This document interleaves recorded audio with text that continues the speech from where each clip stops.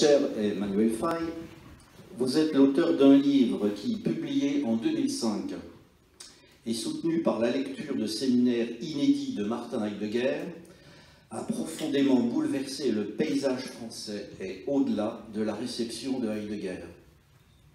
Son titre, Heidegger, l'introduction du nazisme dans la philosophie. Tout en louant le sérieux de votre recherche, il y eut une voix, parmi toutes celles qui vous traitèrent d'imposteurs, de malhonnêtes, de falsificateurs, de démolisseurs, pour qualifier le titre de scélérat. Un livre peut être incontournable et porter un titre scélérat, écrivait Élisabeth de Fontenay dans Libération. Heidegger, grand penseur du XXe siècle, ne pouvait pas être celui qui, en donnant à une vision du monde raciste et antisémite justifiant le crime de masse d'État un ensemble de légitimation d'apparence philosophique, aurait œuvré pour faire de cette vision du monde une vision acceptable et aussi digne que n'importe quelle autre. Votre titre ne pouvait même pas, de cette manière, énoncer une hypothèse qu'il s'imposait d'examiner en toute liberté et responsabilité intellectuelle. L'hypothèse était scélérate. Il est vrai que le titre revenait à refuser à Heidegger d'être philosophe. Le nazisme, une philosophie au même titre que le stoïcisme, le platonisme, le cartésianisme, et on pourrait même ajouter le nietzschéisme. Les protestations véhémentes et souvent indignes feignaient d'oublier que non seulement Heidegger lui-même prétendait en finir avec la philosophie, mais que la motivation essentielle de cette prétendue déconstruction était elle-même nazie. La pensée authentique, la pensée de l'être n'est pas à la portée de n'importe quelle, je mets des guillemets, population. Dans les cahiers noirs dont vous allez nous parler, on apprend par exemple que Husserl, qui fut le maître de Heidegger et le fondateur de la phénoménologie moderne, parce que d'ascendance juive et donc en dépit de sa conversion au protestantisme, n'était pas en mesure d'envisager les questions essentielles. Je cite Heidegger, « Plus les décisions et les questions d'avenir se font originales et initiales, et plus inaccessibles elles demeurent à cette race. » C'est de Husserl dont parle ainsi Heidegger. Il était de cette race qui n'entend rien à la question de l'être. La fameuse différence ontologique, l'être n'est pas l'étant, était aussi immédiatement sélection raciale. Il y a les penseurs de l'être, il y a les arraisonneurs des temps. Mais surtout, de quelle décision parlait Heidegger? Husserl meurt en 1938. En 1934, dans un séminaire intitulé Sein und Wahrheit, qui est en quelque sorte la suite immonde d'Être et Temps. Être et vérité en français, Heidegger écrivait un de ses textes les plus terrifiants, et il est un petit peu long, mais il faut en prendre connaissance. L'ennemi est celui-là, EST, l'ennemi est celui-là, et tout un chacun qui fait planer une menace essentielle contre l'existence du peuple et de ses membres. L'ennemi n'est pas nécessairement l'ennemi extérieur, et l'ennemi extérieur n'est pas nécessairement le plus dangereux. L'ennemi peut s'être hanté, c'est-à-dire fixé, sur la racine la plus intérieure de l'existence d'un peuple, et s'opposer à l'essence propre de celui-ci, agir contre lui. D'autant plus acéré et dur et difficile est alors le combat, car seule une partie infime de celui-ci consiste en frappe réciproque, entre parenthèses, bravo les héros de la guerre. Il est souvent bien plus difficile et laborieux de repérer l'ennemi en tant que tel, de le conduire à se démasquer, de ne pas se faire d'illusions sur son compte, de se tenir prêt à l'attaque, de cultiver et d'accroître la disponibilité constante et d'initier l'attaque depuis le long terme avec pour but l'anéantissement total. 8 ans avant la conférence de Wannsee, dont on dit qu'elle sonna le coup d'envoi de la solution finale, Heidegger en formulait dans le champ philosophique, tel qu'il le conçoit et le dévoie, le principe. Je m'en tiendrai pour cheminer vers vos propos sur la relation intellectuelle de Hannah Arendt et de Martin Heidegger, et cela à travers le cas Eichmann, à évoquer de quelle manière vous avez critiqué radicalement quelques mythes. Longtemps, nous avons entendu que Heidegger, en démissionnant du rectorat de Fribourg, quelques mois après en avoir accepté la charge, et nous sommes alors en 1934, Hitler est au pouvoir depuis peu, aurait compris l'erreur monstrueuse qu'il aurait commise. Mais aux yeux de Heidegger, il n'y eut pas d'erreur, et la monstruosité était ailleurs, et bien pire, et de son fait. C'est sa radicalité, il est vrai, singulière, qui justifia la mise à l'écart de Heidegger. À peine était-il dégagé de ses charges rectorales qu'il intégra une commission pour le droit allemand où, aux côtés du juriste nazi Carl Schmitt, figurait notamment le propagandiste antisémite acharné Julius Streicher. Longtemps, nous avons entendu que Heidegger n'avait jamais cédé au biologisme, et sans même montrer en quoi une conception spirituelle du racial serait moins porteuse de violence et de crimes qu'une conception biologique, il nous était ainsi signifié que son racisme, s'il existait, était donc au fond spirituel et non essentiel. C'était oublier qu'un des amis les plus proches de Heidegger, il s'envoyait des cartes postales pour la Noël, le docteur Eugen Fischer, fut un des inspirateurs de Hitler, le maître du docteur Mengele, et eut des responsabilités dans la commission du génocide des héros de Namibie. C'était oublier, c'était vouloir oublier, c'était vouloir ne rien savoir du fait que Heidegger est intervenu, comme vous l'écrivez, en vue de créer une chaire d'hygiène raciale et de biologie héréditaire. Longtemps on nous dit, par exemple avec François Fédier, qu'un intellectuel par essence ne pouvait pas être nazi, comme si le nazisme ne pouvait être seulement le fait que de brutes sans intelligence sophistiquée dans son expression. Si cela avait été le cas, l'Holocauste, dont l'organisation a été jusqu'à nécessiter l'emploi de machines mécanographiques conçues par IBM et vendues par l'intermédiaire de sociétés écrans, n'aurait pas été possible. Sans nul doute, Heidegger est un intellectuel, mais un intellectuel nazi. Un petit penseur et un grand nazi, dira le poète et critique Henri Mechanik.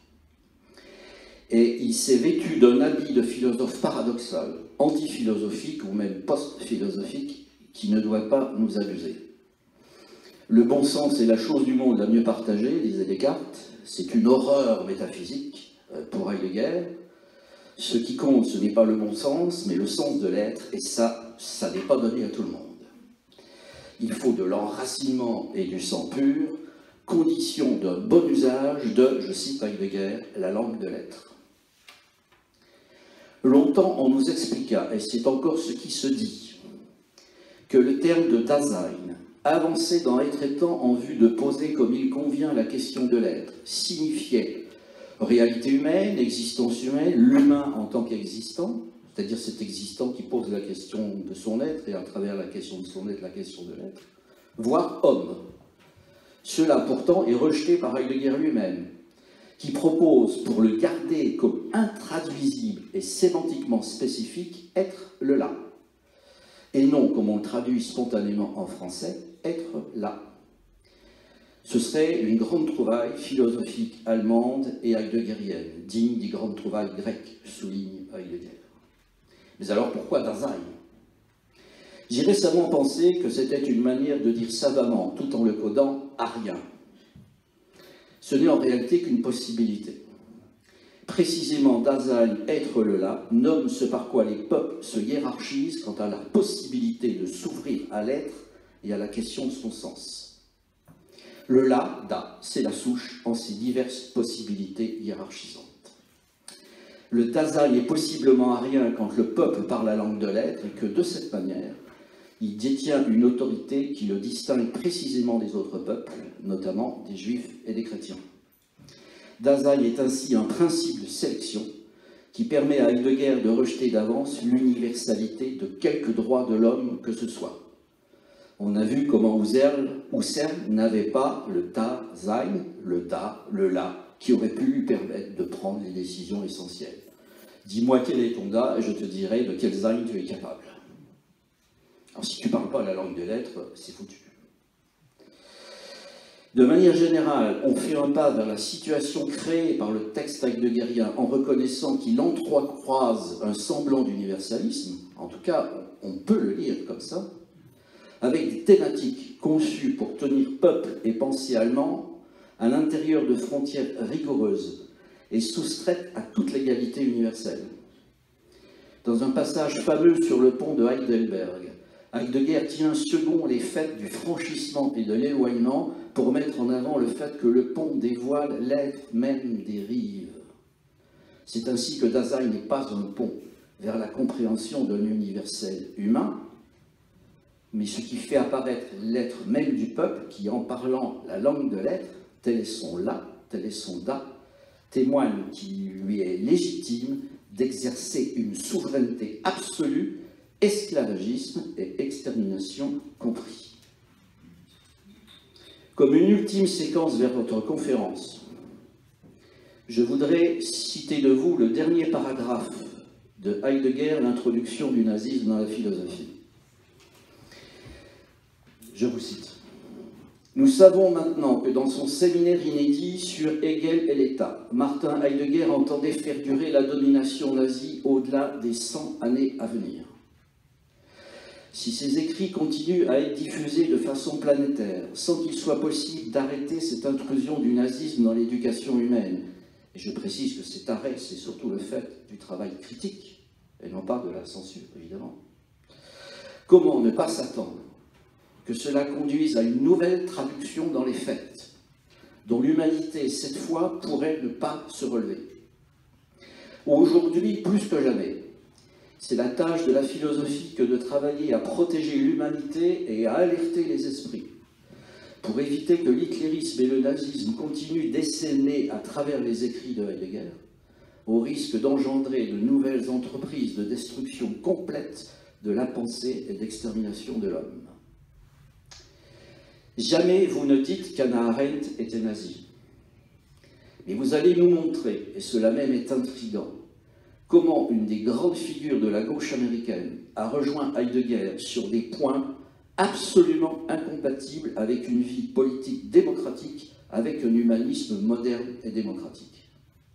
Cher Emmanuel Faye, permettez enfin que je salue le courage et l'opiniâtreté avec lesquels vous tracez un chemin parallèle à cet autre chemin où l'on entendra encore longtemps proclamer que Heidegger est le plus grand penseur du XXe siècle, et plus récemment encore, et assez étrangement, qu'Hannah Arendt est la plus grande philosophe du XXe siècle. Comme si, bien avant la post-vérité trumpienne et la vogue des fake news, certains heideggeriens, parmi ceux qui n'étaient pas dans l'illusion ou dans le déni, mais bien dans le cynisme, avaient depuis de nombreuses années déjà donné l'exemple. Tant il est vrai qu'il existe un troisième chemin, habilement tracé dans les méandres du deuxième, et qui est celui que labourent de moins en moins discrètement les lecteurs nazis de Heidegger, qui ne demandaient que ça. Merci d'être parmi nous ce soir.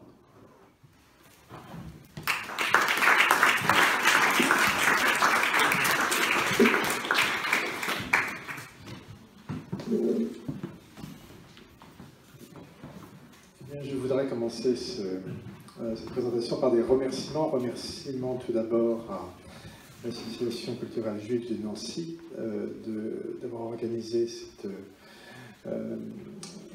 présentation, et tout particulièrement donc à vous, Jean-Pierre Marchand. Je peux dire ici que Jean-Pierre Marchand, je l'ai connu d'abord par Internet, car Jean-Pierre Marchand était au moment de la sortie de mon livre le créateur d'un phiblogzoph, c'est-à-dire d'une philosophie par blog. Nous étions en 2005, les réseaux sociaux n'existaient pas encore, et les heideggeriens français, François Feuillier et d'autres, s'étaient groupés sur un site internet où un manifeste en 15 langues essayait avec des dépêches à l'AFP, etc., essayait de faire une campagne très virulente contre mon premier livre. Il y avait un autre lieu sur Internet qui était un lieu de résistance, de critique de Heidegger, c'est celui que vous animiez, qui existe toujours, hein. C'est un blog du Monde, et c'est devenu un lieu où on pouvait mettre des commentaires, donc c'est devenu un lieu de discussion entre heideggeriens et non-heideggeriens. Notamment, il y avait l'un des étudiants les plus heideggeriens qui s'appelait Stéphane de Meraki, et qui, 10 ans après, évoluant dans sa réflexion, au terme de 10 années de discussion, est devenu un critique de Heidegger. Il a lui-même publié un gros livre sur les cahiers noirs. Donc vous avez ouvert un lieu de débat à l'époque où il n'y avait pas encore Facebook, et c'est quelque chose de philosophiquement important. Je remercie bien sûr l'Institut Goethe et son directeur de nous accueillir dans leurs murs. Mes remerciements vont aussi au département de philosophie de l'Université de Lorraine et aux archives Poincaré qui se sont associés à cet événement.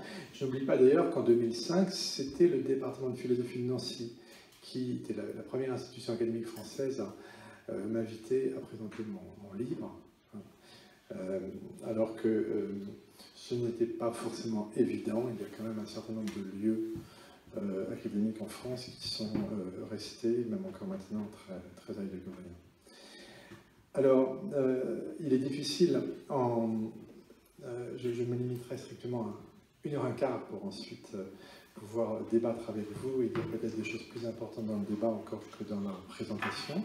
Il est évidemment difficile de présenter 2 livres un peu denses en 1 heure. Je voudrais tout d'abord dire un mot aussi sur la date d'aujourd'hui, le 10 mai. C'est une date qui a sens de 2 manières.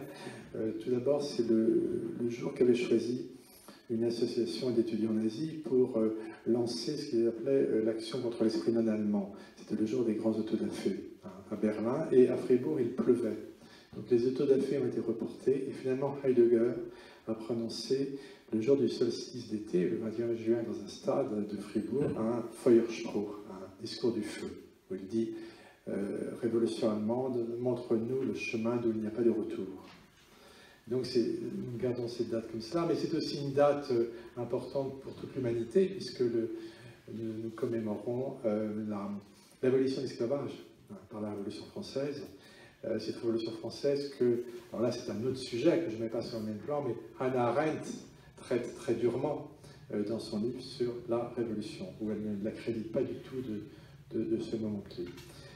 Alors, j'indiquais que je souhaitais traiter de 3 points dans la présentation de la conférence. Finalement, je me limiterai à 2 points, c'est déjà beaucoup, c'est-à-dire que la première partie de mon propos portera sur Heidegger, sur ce que j'ai appelé sa métapolitique de l'extermination, qui est la deuxième partie de mon dernier livre, qui s'appuie sur la publication dont nous parlerons des Cahiers noirs, non encore traduits en français, ils le seront l'an prochain. Et la deuxième portera sur cette opposition arendtienne entre Eichmann et Heidegger, et plus généralement sur le rapport de Arendt et Heidegger à la Shoah, c'est-à-dire à la conception qu'ils se font des camps. Excusez-moi, vous me direz si je suis trop près du micro aussi, parce que j'entends que je chuinte un peu. Alors, j'aborde tout d'abord ce premier volet. Heidegger et la métapolitique de l'extermination, les cahiers noirs et leur réception. Rappelons un peu quand même qui était Heidegger et pourquoi il a pu connaître une réception planétaire. La pensée de Heidegger a d'abord été reçue aux côtés de celle de Jaspers et dans la continuité de celle de Kierkegaard comme thématisation de l'existence authentique.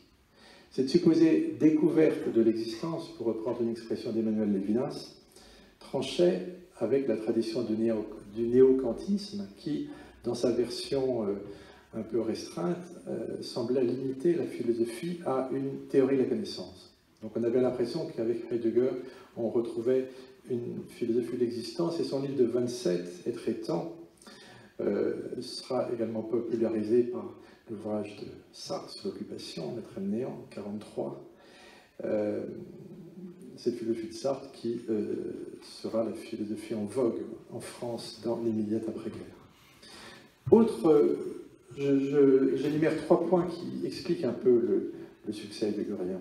Le second point, c'est cette thématisation de l'être en tant qu'il se distingue de l'étant, qui donnait à penser que la philosophie transcendantale, conçue par Kant, ne s'identifiait plus aux philosophies seulement du moi et du sujet, comme celle issue de Descartes et de Kant, ou absolutisée dans le système de Fichte, mais qu'elle pouvait désormais s'étendre à une saisie nouvelle de l'ontologie.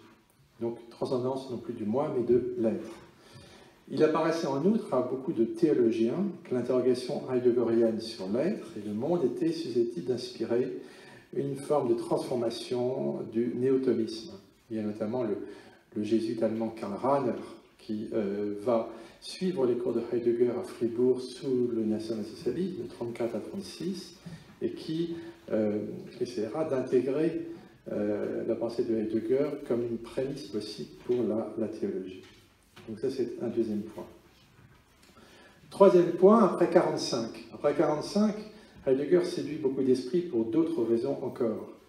Il propose en effet, dans une série de cours des années 30, qu'il ne publie seulement que dans les années 50 et 60, il propose, notamment dans ses cours sur Nietzsche, paru en 1961 en Allemagne, une remise en cause générale de la modernité en tant qu'elle serait issue de ce qu'il nomme la métaphysique occidentale, laquelle, de Platon à Nietzsche, dans une sorte de grande fresque, serait caractérisée, selon lui, par l'oubli croissant de l'être. Donc pour Heidegger, l'auto-affirmation du sujet humain, la domination de ce qu'il nomme la raison calculante, aurait conduit au ravage de la technique moderne, transformant la nature en stock d'énergie disponible. Donc Heidegger capte ainsi un lectorat pratiquement écologiste, alors même que c'est problématique, je le montrerai si vous voulez dans nos discussions.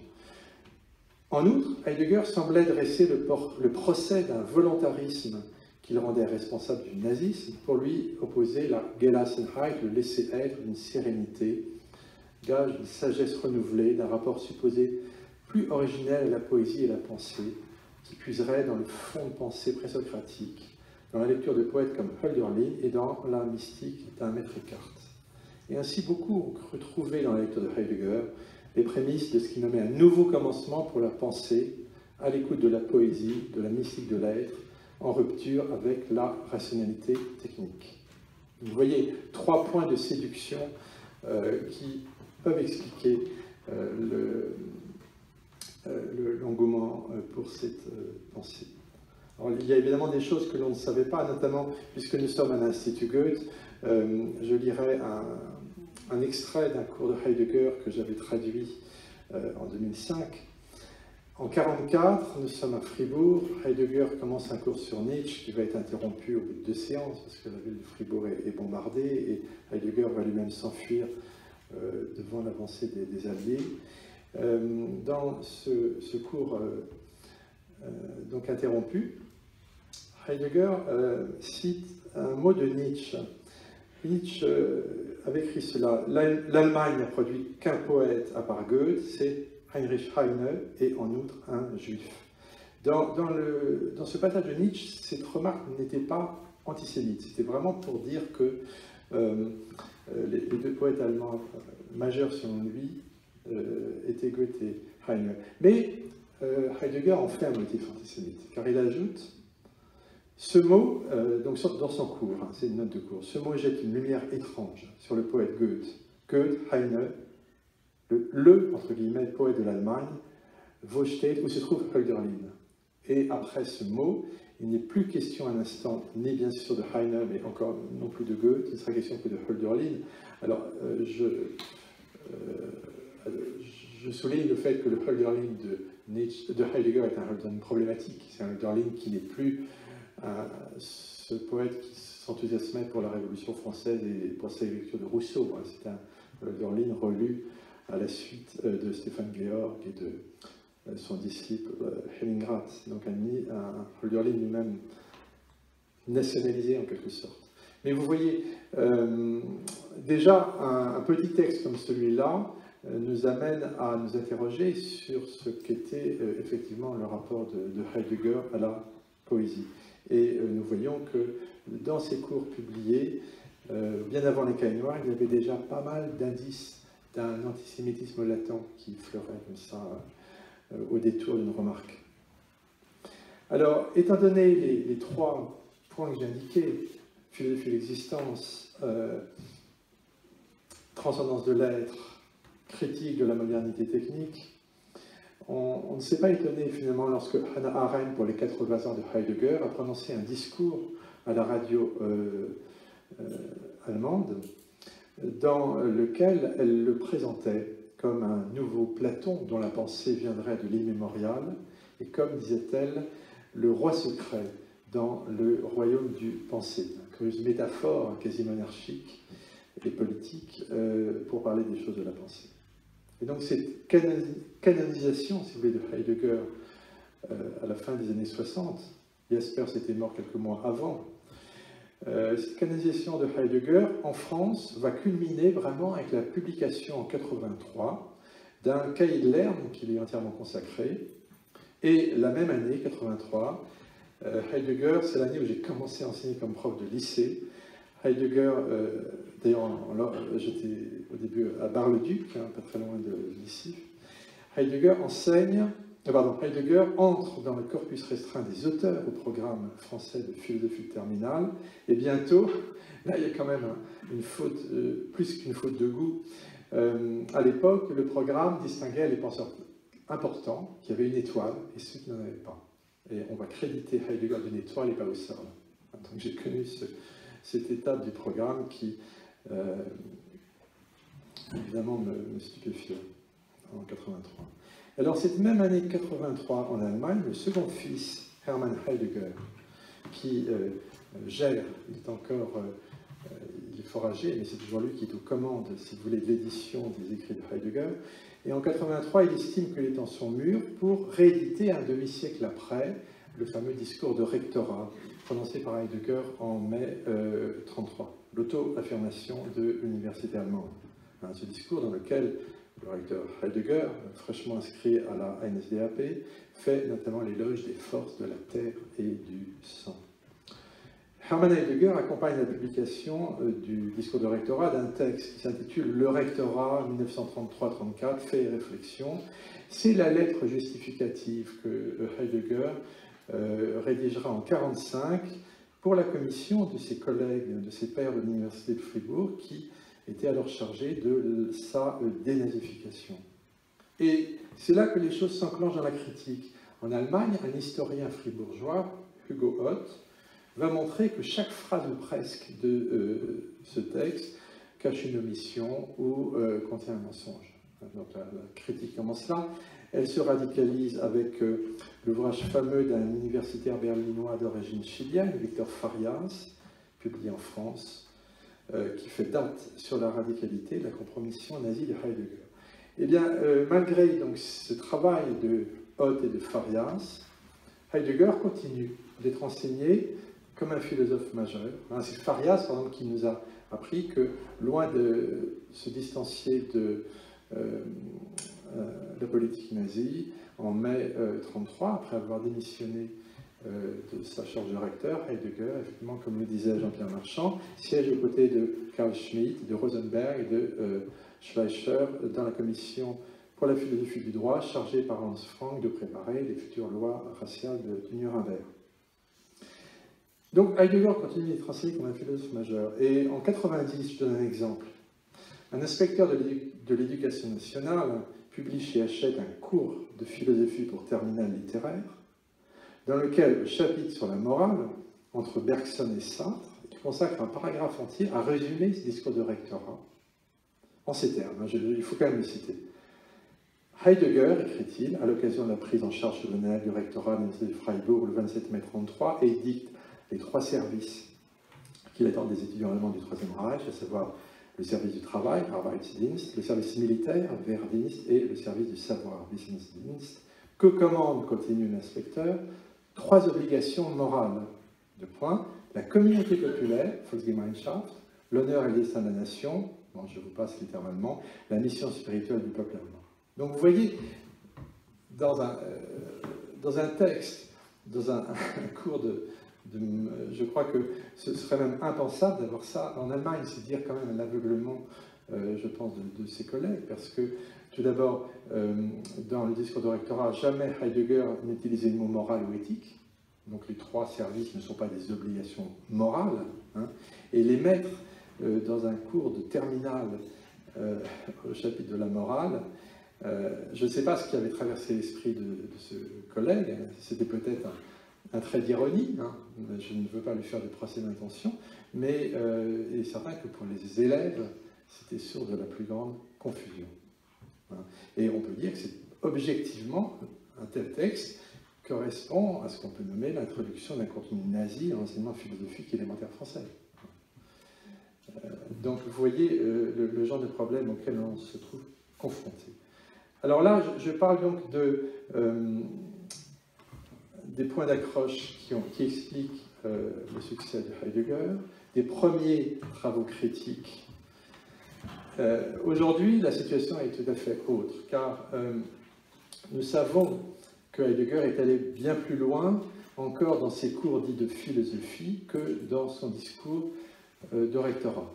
Alors, il y a tout d'abord ce terrible cours dont Jean-Pierre Marchand vous a lu un paragraphe, hein, où il s'agit d'identifier cet ennemi incrusté dans la racine du peuple pour l'exterminer, Völligvernichtung, extermination totale. J'ai pour la première fois traduit donc, ces textes dans le chapitre central de mon livre de 2005. Roger Paul Droit en a vu l'importance, il l'a mis au centre d'un article dans Le Monde, et pourtant pendant 10 ans, dans toute la discussion assez considérable qui avait suivi mon livre, ce texte n'était jamais discuté, comme si c'était quelque chose qui n'était pas même envisageable de la bouche de Heidegger. Hein.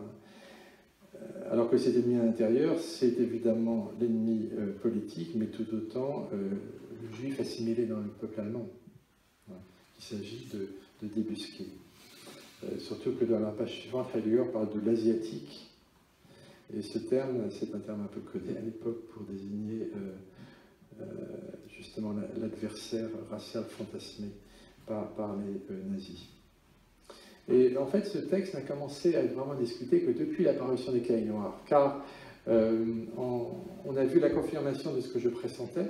J'avais vu déjà que ce thème de la Vernichtung, de l'extermination, ressurgit en 40-41 dans le cours sur Nietzsche. Donc à un moment, évidemment, où le mot se leste de toute la dureté de ce qui commençait à se dérouler sur le front de l'Est, en Ukraine notamment. Si vous voulez, ce texte qu'a lu Jean-Pierre Marchand, c'est un cours qui a été programmé par Heidegger pour paraître dans son œuvre intégrale. C'est ça qui m'a le plus choqué lorsque j'ai fait ce premier livre. Que Heidegger ait prononcé ces mots en 1934 est déjà quelque chose d'extrêmement grave, mais qu'il programme l'édition posthume de ses cours sans aucun repentir montre qu'il persiste et signe sans aucun recul. Hein. Donc finalement, toute la problématique de Derrida, de la Coulabar, disant au fond le pire c'est que Heidegger a fait silence, il n'a rien dit sur la Shoah. Il n'a pas fait tellement silence puisqu'il avait programmé finalement l'édition de ses prises de position les plus dures. On ne voit pas, même Carl Schmitt n'a pas programmé la réédition des textes dans lesquels il fait l'apologie des lois de Nuremberg sous le titre « La Constitution de la liberté ». Il a mis ces textes sous le tapis, il s'est bien gardé d'en programmer la réédition. Même Céline, je sais si je ne défendrai pas Céline, mais Céline n'a pas programmé la réédition de ces pamphlets antisémites pour lesquels je pense qu'il n'avait aucun remords. Mais si vous voulez, l'idée de programmer cette réédition est en soi un geste troublant, et c'est pour ça que je disais que au fond, le point culminant du nazisme heideggerien, ce n'est pas 33, 34 ou 40, c'est 2001, c'est-à-dire le moment où le pire sort, le début d'un nouveau millénaire. Voilà ce que les éditeurs chargés par Heidegger publient. Alors la question était de savoir de quelle nature est l'antisémitisme heideggerien. Alors, dans mon livre de 2005, je donnais un certain nombre d'éléments, mais depuis, progressivement, beaucoup de choses sont parues. Le pressentiment que j'avais, à savoir que le pire n'était pas encore connu, s'est trouvé confirmé. À l'automne 2005, paraît un choix de lettres de Heidegger à sa femme, et nous avons notamment une lettre d'octobre 1916, Elfriede est encore sa fiancée, dans lequel Heidegger dit à quel point pour lui la Verjudung, c'est-à-dire l'enjuvement, c'est déjà en soi un mot antisémite dur. Donc, la Verjudung, l'enjuvement effrayant, dit-il, de la culture et des universités, doit voir s'opposer ce qu'il nomme la Deutsche Rasse, la race allemande, qui, dit-il, possède suffisamment de force pour parvenir au sommet. Donc là, nous avons plus qu'un simple affect antisémite, nous avons une structure de compétition dans cette lutte entre une race allemande fantasmée et un non-jugement également, qui me fait dire que nous sommes exactement placés devant ce que l'historien Saul Friedlander a appelé l'antisémitisme rédempteur ou salvateur. C'est-à-dire l'idée que le peuple ou la sogenannte race allemande, Heidegger parlera aussi dans ses cahiers noirs constamment de Deutsche Wesen, d'essence allemande, ne peut trouver son accomplissement et son destin qu'en s'affirmant contre un supposé judaïsme mondial, accablé de tous les maux, et qu'il s'agit d'éradiquer totalement. Donc il y a vraiment cette compétition structurelle dont je montrerai les effets dans l'œuvre de Heidegger. En outre, cette vision d'un enjuvement de la vie intellectuelle et académique allemande en 1916 est historiquement un fantasme. En ce qui concerne les philosophes, dans l'université allemande de l'époque, très peu d'universitaires allemands d'origine de confession juive trouvaient un poste. Vous aviez le cas presque unique de Hermann Cohen à Marbourg, qui fonde la tradition néo-kantienne, mais qui est émérite en 1912. Vous avez Husserl, d'origine juive, mais qui est de confession luthérienne. Et Cassirer devra attendre la République de Weimar. Il sera Privatdozent, il sera assistant pendant, je crois, 13 ans, et il ne trouvera un poste à Hambourg qu'en 1919. Alors, que se passe-t-il en 1916 ? En 1916, c'est le moment où Husserl quitte Göttingen pour être appelé à remplacer Rickert à Fribourg. Et à la place de Husserl à Göttingen, c'est le neveu de Max Weber, Georg Misch, qui prend sa place. Donc je pense que ce commentaire heideggerien doit être un commentaire à chaud de la nomination de Husserl à Fribourg et de Misch à Göttingen. Je ne peux pas le confirmer parce que, curieusement, la nièce de Heidegger qui a fait l'édition ne donne que cette phrase. Elle ne donne pas la lettre. Alors, mais vous voyez, c'est là toute l'ambivalence du rapport de Heidegger-Husserl que vous avez bien rappelé par un texte des cahiers noirs. Il me semble donc, c'est l'hypothèse que je propose, c'est la première fois que je la formule, parce que je suis revenu sur cette phrase, j'essaie de voir ce qui se passait historiquement en 1916. Il me semble que Heidegger déplorait dans sa lettre à sa fiancée, par ces mots, la venue à Fribourg d'un philosophe allemand d'origine juive, qu'il va pourtant bientôt courtiser, tout en vitupérant contre lui dans ses lettres privées, jusqu'à ce qu'il prenne sa place en 28 pour rompre avec lui 2 mois après. Il y a des lettres à Löwit, des lettres à Jaspers, qui sont extrêmement dures sur Husserl. En 1920, la correspondance Heidegger-Löwit vient de paraître chez Albert, en Allemagne. Heidegger dit à Karl Löwit que Husserl n'a jamais été philosophe, pas même un instant de sa vie. Et pourtant, il sera officiellement son mentor, son maître, jusqu'à ce qu'il obtienne sa chaire. Donc, vous voyez, il y a ce rapport très particulier de Heidegger au judaïsme allemand, qui est celui d'une compétition secrète. Une compétition secrète qui conduit Heidegger à scruter attentivement l'œuvre des principaux philosophes allemands d'origine juive de son temps. Je donnerai deux exemples très importants. Bien que Heidegger ne le nomme jamais, Stéphane Moses et d'autres l'ont montré, il apparaît manifeste qu'il a, dans les traitants, repris les thèmes majeurs de l'étoile de la rédemption de Franz Rosenzweig, paru en 1921.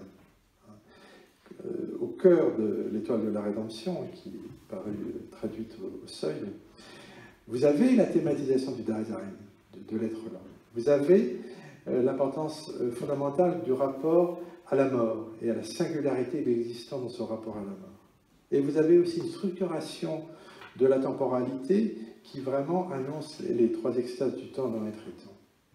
Donc ces trois thèmes absolument centraux dans les traitants sont, à mon sens, directement repris à Rosenzweig, simplement ils sont inversés dans leur contraire. C'est-à-dire que chez Rosenzweig, il y a une percée vers l'éternité, tandis que Heidegger se ferme à toute éternité, affirme une finitude de l'être là, qui coïncide chez lui avec l'affirmation de ce qu'il appelle l'historicité du destin de la Gemeinschaft, de la communauté, du peuple, du folk, uni, dit-il, dans la poursuite du combat et dans le choix de son héros. Il y a donc une forme de pillage tacite qui expliquerait pour une grande part la fascination que le jeune Lévinas a pu trouver à la lecture de Les Traitants. Alors, il y a 2 mois, il y avait un colloque en Allemagne, à l'université de Siegen, sur les interprétations de Être et Temps. On est un certain nombre à penser que la seule question qui subsiste encore pour Heidegger philosophiquement, c'est de s'interroger sur Être et Temps. Le Heidegger des Cahiers noirs qui commence en 1931, il faut vraiment s'accrocher de tout. Enfin, je veux dire, c'est une lecture tellement éprouvante que on a du mal à le prendre au sérieux vraiment comme philosophe. Être et Temps, peut-être, serait-il un livre philosophiquement d'un autre statut? Pour ma part, je ne le pense pas. Je pense vraiment qu'Heidegger a capté, comme je l'ai dit, dans Être et Temps, le meilleur de ses lectures, de Kierkegaard, de Rosenzweig et d'autres encore, mais pour les inverser dans quelque chose qui aura un sens tout autre. Hein. Mais justement, ce que j'ai voulu montrer, c'est que on fait crédit à Heidegger d'être le premier qui aurait découvert cette fameuse différence de l'être et de l'étant. Or, 4 ans avant Être et Temps, Ernst Cassirer publie le premier volume de la philosophie des formes symboliques, qui sera traduit, que Pierre Bourdieu fera traduire en français chez nous. Vous ouvrez le premier volume, vous lisez les premières phrases, la philosophie des formes symboliques de Cassirer s'ouvre sur la différence de l'être et de l'étant, et la transcendance de l'être à l'égard de l'étant. Donc c'est vraiment... Et Cassirer explique que c'est ça qui est le point de départ du philosophie. Et que c'est pour lui ce qui se constitue avec la pensée de Platon. Hein, au fond, pour Cassirer, Platon est celui qui nous fait sortir de ce que Platon nomme dans le Sophiste les mythes, les récits de l'être, hein, et fait accéder à la pensée, l'être, qui devient à ce moment-là un concept dont nous pouvons être conscients, que nous pouvons thématiser dans son universalité. Eh bien, Heidegger s'empare de la différence ontologique thématisée d'emblée par Cassirer. Il affirme dès le début que nous sommes jusqu'à présent dans l'oubli de la question de l'être. Donc il s'empare dans un emprunt tacite. Il va faire la critique de la philosophie des formes symboliques de Cassirer dans une note importante, je n'ai pas le temps de détailler, hein. Et il va s'approprier cette différence. Simplement, il va en inverser historiquement le sens. C'est-à-dire que pour Heidegger, ce seront les présocratiques qui seront les penseurs de l'être, et au contraire, à partir de Platon, eh bien, nous tomberions dans l'oubli de l'être, de Platon et Nietzsche. Donc là, à nouveau, appropriation, renversement. La structure de compétition que Heidegger énonçait à sa fiancée en 1916, c'est cela même qu'il applique dans la conceptualité de son œuvre.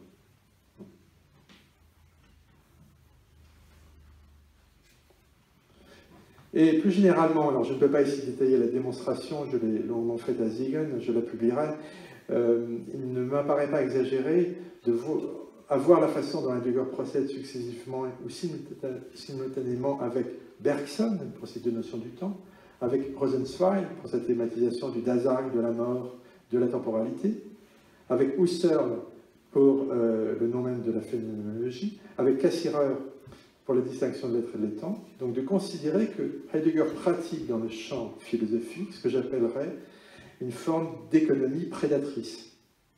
Il s'agit pour lui de s'approprier les productions de l'adversaire et de les retourner en leur contraire pour mieux les dominer, pour mieux les annuler. Après 29, après la confrontation en Suisse à Davos avec Cassirer, jamais plus Heidegger ne citera Cassirer. Quant à Husserl, on sait qu'il effacera en 1941 sa dédicace de Être et temps. Donc, vous voyez, c'est une appropriation annulante. Donc là, c'est une Vernichtung dans la pensée, si vous voulez. Alors, dans les cahiers noirs, cette lutte feutrée qui au départ cantonnée au champ académique. Il s'agit d'arriver au sommet, effectivement, quand Heidegger prend la chaire de Husserl, il est arrivé au sommet, il est ordinarius, il devient ce que Arendt nommera le roi secret dans le royaume du pensée. Eh bien, cette lutte feutrée dans les cahiers noirs prend une autre dimension. Une dimension que Heidegger va nommer lui-même métapolitique. En 1934, Heidegger dit que c'est la fin de la philosophie et que la métaphysique doit, dit-il, laisser place à la métapolitique du peuple historique. Donc cette thématique est explicite chez lui. Et commence une sorte de retour obsessionnel de cette Deutsche Wesen, seul capable selon lui de penser et de dire l'être, et qui est dépeinte en lutte, parce que cette Wesen, cette essence, est la seule, dit-il, qui doit, pour exister, lutter pour elle-même, pour son auto-affirmation. Et cette lutte se fait contre les Machenschaften, les manigances ou les manipulations d'un judaïsme mondial qui s'insinue, selon lui, partout. Il y a donc quelque chose qu'on peut dire dit d'une véritable théorie du complot. On voit que c'est ce que j'avais appelé après Saul Friedlander, cet antisémitisme rédempteur, de compétition, structurant pour la pensée heideggerienne, devient quelque chose comme une lutte entre deux, le mot est usurpé, mais bon, entre deux messianismes antagonistes.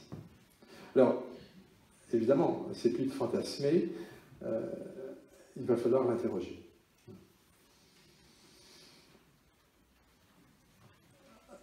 J'ai voulu, donc, dans la deuxième partie de Arendt et Heidegger, étudier cette stratégie heideggerienne de combat, proche de ce que Cassirer nommera ce réarmement mental qui a préparé, dira-t-il, le réarmement militaire.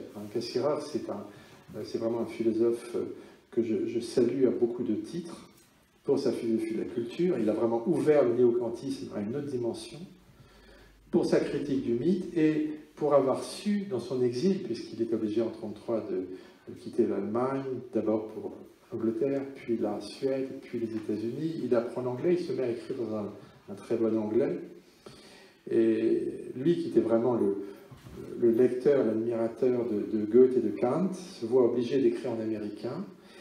Et il écrit en 1945, il publie en 1945, juste au moment où il meurt d'une crise cardiaque, son mythe de l'État, dans lequel, le dernier chapitre, il met en garde contre ce retour des mythes politiques avec, dit-il, essentiellement Spengler et Heidegger. Et il parle de ce réarmement mental qui me semble une formulation juste pour qualifier la stratégie heideggerienne dans les années 20 et début des années 30.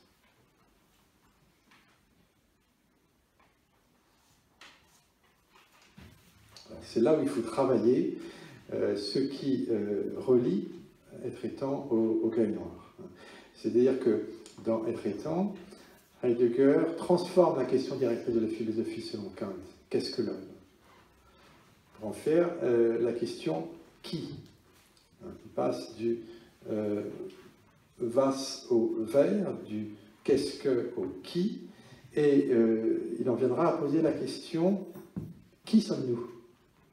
à laquelle il répondra en 1933, nous sommes le peuple, le seul à avoir encore histoire et destin. Alors ça, c'est une étape supplémentaire. Mais le plus dur est à venir. Le plus dur est à venir, j'en donnerai 2 ou 3 moments clés. En 1941, dans les Cahiers noirs, alors que, pour rappeler, il faut revenir à l'histoire. C'est le moment où la ville de Theresienstadt est transformée en camp de concentration, qui sera bientôt un lieu de transit vers les lieux d'extermination de Pologne.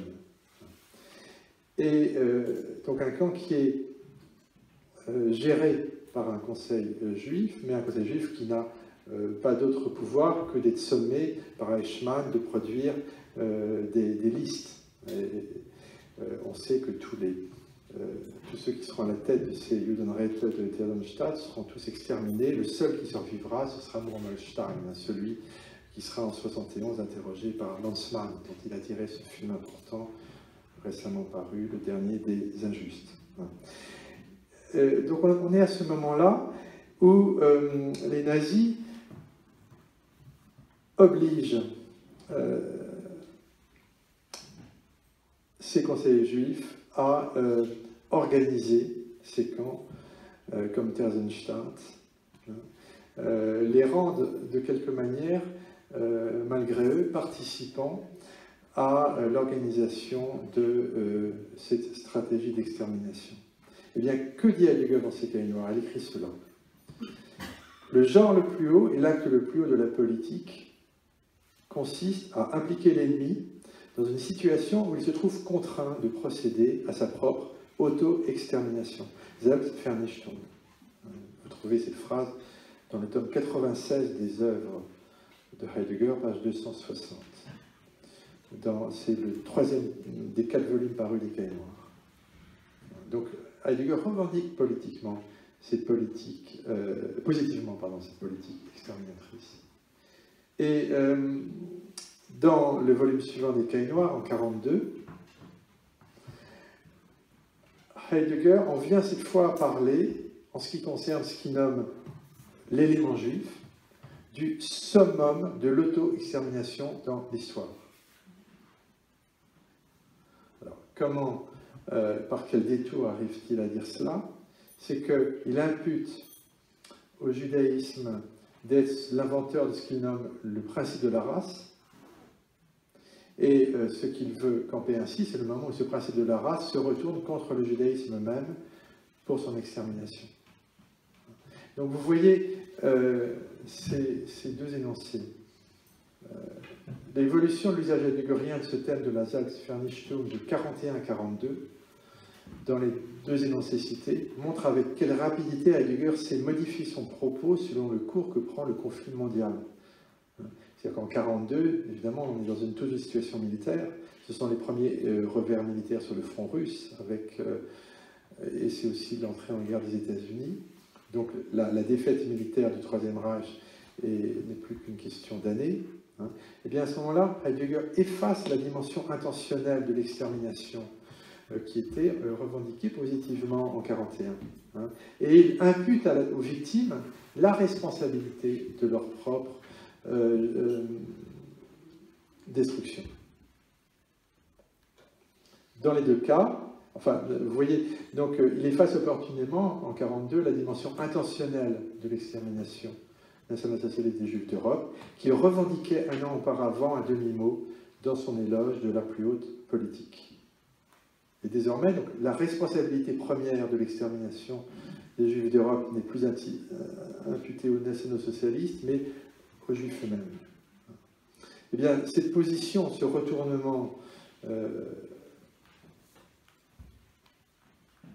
n'est pas sans annoncer quelque chose des interprétations d'Hannah Arendt elle-même, notamment lorsqu'elle affirmera dans Eichmann à Jérusalem que le principal maître d'œuvre de l'extermination, Reinhard Heydrich, serait, dit-elle, demi-juif, ce qui est une allégation sans fondement. Aucun historien sérieux n'a jamais cautionné cette rumeur. C'est une rumeur qu'utilisait Göring dans la compétition entre chefs nazis, puisque Heydrich, étant le chef du SD, avait évidemment des dossiers sur sur tous ces comparses.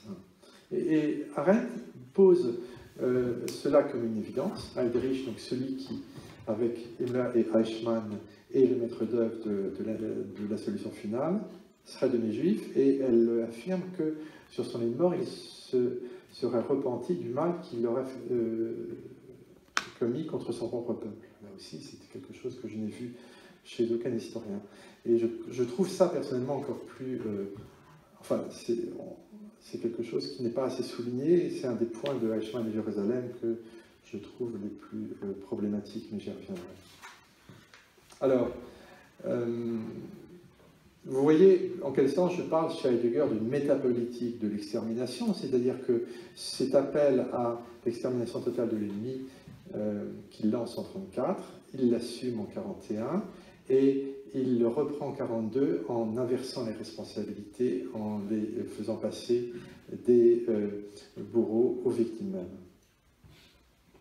Alors, où en sommes-nous aujourd'hui? Je conclus cette première partie en indiquant, c'est important d'en être conscient parce que en 2018, dans quelques mois, vont paraître en France 2 volumes d'Écailles noires, accompagnés d'un collectif apologétique qui s'appelle La vérité sur l'Écaille noire, qui a été rédigé par le dernier assistant de Heidegger, von Hermann, et un franciscain italien, heideggerien, Alfieri.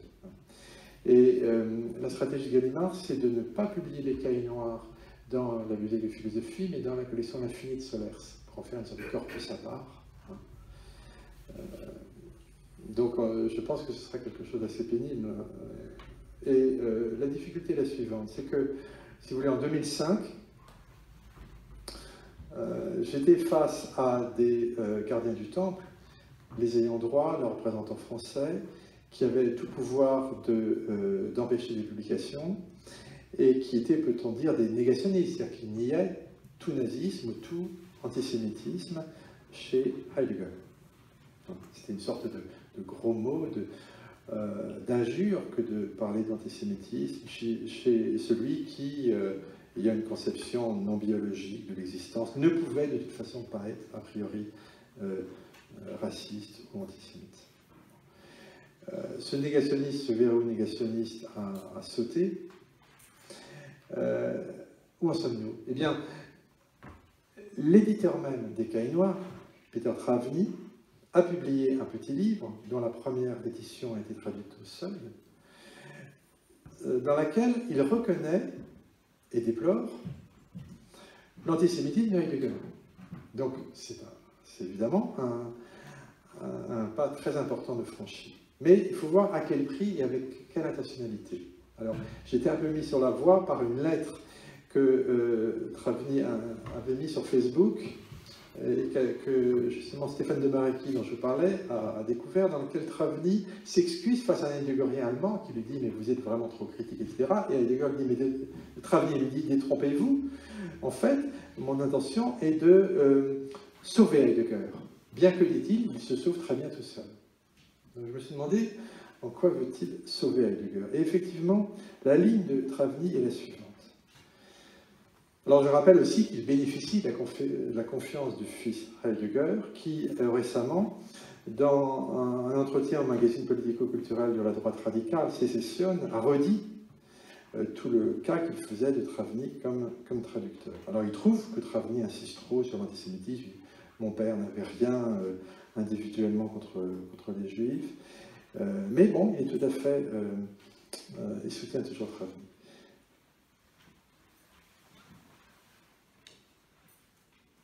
Alors que fait Travny? Bien, il entreprend de dissocier l'antisémitisme et le national-socialisme heideggerien. Pour le schématiser, le nouveau récit qui s'impose en le lisant est le suivant. Après un moment d'engagement pour Hitler durant l'année du rectorat, dans lequel Heidegger n'aurait pas manifesté particulièrement de position antisémite, Heidegger, désabusé par son expérience du pouvoir universitaire, aurait entrepris de critiquer le national-socialisme et aurait fait preuve d'une distance croissante. Il aurait ensuite, à la fin des années 30 et au début des années 40, adoptant désormais le point de vue de ce que Travny appelle les vrais Allemands, il aurait observé et décrit à distance les différents protagonistes de ce qu'il nomme la Marronschaft, la manipulation, avec au premier plan l'antagonisme supposé entre ce judaïsme mondial d'un côté et les nazis de l'autre, dont il ne serait plus. Et enfin, dit Travny, à partir de 1950, à partir du moment où Heidegger a renoué avec Arendt, il cesse d'être antisémite. En gros, Travny explique que Heidegger n'était antisémite que 10 ans, en gros de 38 à 48. Alors, vous voyez la manipulation, hein, cette manière de dissocier les deux. Donc, au fond, on admet quelque chose pour aussitôt en retirer une autre. Alors, face à cette nouvelle apologétique, il faut rappeler plusieurs vérités. Tout d'abord, le fait que lorsqu'il était recteur, Heidegger a multiplié et les énoncés et les mesures antisémites. Je rappelle 2 mesures. Il a signé et fait appliquer sous son rectorat une mesure qui interdisait désormais d'attribuer des bourses aux étudiants marxistes et juifs et de les réserver aux étudiants ayant milité dans la SA et la SS. L'autre point, c'est qu'en avril, il y a une lettre furieuse de Heidegger qui dit « Ça fait 2 mois que je réclame une chaire d'hygiène raciale et de biologie héréditaire » et il l'obtient avant de quitter le rectorat. Elle sera confiée à l'un des chefs SS de Fribourg, spécialisé dans la Rassenkunde, dans la doctrine de la race. Deuxième point, il est juste que Heidegger exprime des critiques à l'égard du national-socialisme dans ses cahiers noirs. Mais quelles sont ces critiques, hein? Dire qu'il critique le nazisme, d'accord, mais il faut voir de quelle manière et pour promouvoir quoi. En fait, ce que fait Heidegger, c'est qu'il distingue d'un côté ce qu'il nomme le national-socialisme vulgaire, de l'autre le national-socialisme spirituel. Le national-socialisme vulgaire, dit-il, est trop petit bourgeois, trop libéral, et il risque de verser dans un rationnel-socialisme. Il n'est pas assez barbare aussi, dit-il. Donc son national-socialisme spirituel, qui est aussi solidité de l'Allemagne secrète, se rattache à sa lecture ésotérique, dont se moquera Max Kommerel, sa lecture ésotérique du poète Hölderlin, qu'il continue de magnifier, et en 1943, Heidegger participe, aux côtés notamment de Kurt Hildebrandt, membre comme Heidegger de la NSDAP, promoteur de thèses eugénistes et racistes virulentes. Il participera aux cérémonies de publication nazies pour le centenaire de Hölderlin, qui sera capté par les nazis dans une lecture problématique. Donc ce nazisme spirituel heideggerien, c'est quand même un nazisme qui le conduit, comme on l'a vu, à se féliciter d'une politique en 1941 qui conduit les victimes à participer à leur auto-extermination. Enfin, évidemment, la mise en parallèle en 1941-1942 du judaïsme mondial et des nazis est quelque chose d'odieux. On ne peut pas mettre sur le même plan les exterminateurs et les victimes. Hein. Je veux dire, jamais il n'y a eu un plan d'extermination, fort heureusement bien sûr, du peuple allemand. Hein. En outre, jamais Heidegger n'exprimera la moindre reconnaissance à l'égard du judaïsme après 1945. Il n'y a pas un mot. Au contraire, son élève fribourgeois, Rainer Martin, dira que dans les années 50, Heidegger, un jour, se met à compter devant lui sur le doigt de la main les philosophes allemands d'origine juive qui, à nouveau, ont des chaires. Donc, il n'a pas changé, tandis qu'en 1953, il réaffirme son éloge de la vérité interne et grandeur du mouvement nazi, et dans son entretien posthume au Spiegel, il affirme que les nationaux-socialistes étaient allés dans la direction d'une relation suffisante à l'essence de la technique. Et finalement, il programme, dans son édition posthume en 102 volumes, l'édition de ses pires énoncés eugénistes, antisémites et, peut-on dire, génocidaires. Voilà, donc je voulais dire ce qu'il en est vraiment du problème Heidegger. Lorsque, il y a 2 ans, je suis allé à un colloque à Moscou sur les cahiers noirs, j'étais quand même extrêmement frappé de voir que Heidegger à Moscou a remplacé Marx, qui est devenu vraiment le nouveau maître à penser. Et mon interlocuteur, un jeune philosophe heideggerien de l'université Lomonosov de Moscou, me disait « mais le national-socialisme spirituel n'a jamais tué personne ». Et il expliquait à ses étudiants devant moi que le Führerprinzip était quelque chose à prendre en considération. Alors j'étais avec Sidonie Kellerer, qui est une chercheuse franco-allemande, et qui a dit « mais un tel propos ne pourrait pas être tenu une seconde dans une université allemande. Aujourd'hui, on ferait l'éloge du nazisme spirituel ou du Führerprinzip. Bon, ce n'est pas possible. » Et la réponse de notre interlocuteur, c'était « nous avons eu assez de langue de bois, aujourd'hui, à Moscou, on peut tout dire. » On peut tout dire, mais le problème, c'est voir où cela nous conduit. Donc, je souhaite justement, c'est ça qui est important, si vous voulez, si je parle, ce n'est pas un rôle très amusant que de revenir, j'ai l'air de débrider des plaies, c'est un petit peu ce que je fais, mais c'est pour que ce genre de dénoncer, ce genre de radicalité, reste quelque chose de l'histoire du passé, et ne soit pas quelque chose qui puisse être aujourd'hui actualisé. L'un des maîtres à penser de l'extrême droite russe, Dugin, a écrit 7 livres sur Heidegger, dont un a été traduit par une maison d'édition américaine de suprémacistes blancs, qui explique que Heidegger est le maître à penser pour la promotion de la race blanche. Et que dit Dugin? Il dit Heidegger, ça se résume en une phrase, Das Dasein existiert völkisch. Donc c'est clair et net. Donc ce n'est malheureusement pas seulement un problème académique. Pas seulement, faut-il ou non enseigner Heidegger en terminant en France, c'est un problème qui est devenu quasiment géopolitique. Donc il faut affronter les choses en face. Alors, je vais essayer d'être plus bref pour la deuxième partie, qui était à l'origine plus longue, donc je vais la condenser. Cette deuxième partie est plus délicate, puisqu'il s'agit maintenant de parler de Arendt. Donc, la question Arendt est tout autre. Arendt, par son itinéraire, est une universitaire allemande qui passe son doctorat sur Augustin en 28 et publié en 29 à Heidelberg, qui est évidemment du côté des victimes. Elle est arrêtée une semaine par la Gestapo, elle est internée dans le camp français de Gurs, elle se sauve de justesse. Donc, là, le problème se pose tout autrement. Le point, je vais me centrer sur un point finalement. L'un des points qui m'ont troublé dans le propos d'Arendt, c'est qu'elle finit par rejoindre Heidegger en faisant des camps de concentration et des camps d'extermination, les révélateurs de la modernité technicienne, au point d'en faire comme les paradigmes de notre modernité, de nos sociétés modernes. Et c'est cette interprétation que l'on pourrait dire révisionniste de l'histoire du XXe siècle que je voudrais interroger de façon critique. Donc quelque chose qui est en amont de son Eichmann, mais dans lequel on va trouver les prémices de ses thèses sur Eichmann.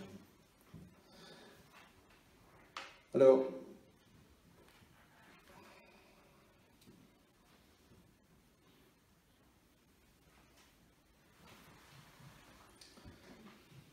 le premier point qui m'avait de manière générale intrigué, c'était de voir comment on peut concilier le fait que Arendt, d'un côté, est connue comme une critique du totalitarisme hitlérien et stalinien, et de l'autre, comment se fait-il qu'à partir des années 60, et jusqu'après sa mort, dans ses écrits posthumes, elle se fait l'avocate la plus déterminée de Heidegger, malgré le fait que Heidegger, en 1953, publie son éloge de la vérité interne et grandeur du mouvement national-socialiste. Et j'ai voulu montrer que cette apparente contradiction ne s'expliquait pas seulement par la passion amoureuse. Bon, que Arendt était non seulement l'étudiante, mais en 25, l'amante de son professeur est une chose, qu'elle le retrouve en février 50 dans un hôtel de Fribourg en est aussi une, mais j'ai à Marbach, au Deutsche Literaturarchiv, trouvé des lettres inédites de Arendt à son collègue et ami de jeunesse Dolf Sternberger, qui nous montrent qu'avant même les retrouvailles de 50, Arendt, dès 1949, a été littéralement fascinée, intellectuellement fascinée à la lecture de la lettre sur l'humanisme que Heidegger avait publiée en 1947. Elle s'est dit fascinée par la façon dont Heidegger entreprenait de dynamiter la pensée et la culture occidentale, Et je plaide donc pour prendre au sérieux cet heideggerisme d'Arendt, pour voir qu'il y a vraiment une adhésion intellectuelle, alors même que dans des textes antérieurs, en 1946, elle le critiquait de manière assez rude. Donc c'est ce retour non pas un retour de flamme, mais vraiment cette cristallisation intellectuelle que j'ai voulu questionner.